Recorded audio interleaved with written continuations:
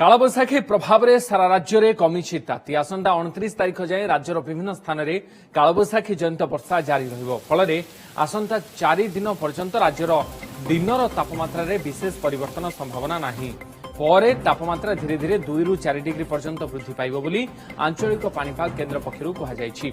आज एकाधिक जिले में घड़घड़ी सहित वर्षा संभावना रही विशेष भाव में उपकूल और आभ्यंतरण जिले में वर्षा हो पारे।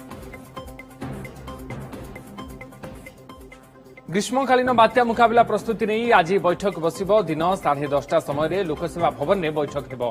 मुख्य शासन सचिव प्रदीप जेना बैठक अध्यक्षता करेंगे। पूर्व केवल अक्टोबर और नवेम्बर भितर बात्या आसूला गत किछि वर्षरू फनी यश और अम्पान परी बात्या मे मास खरा दिने आसीथिला। एणु प्रति वर्ष खरा दिने भी बात्या मुकाबला बैठक बसुछि।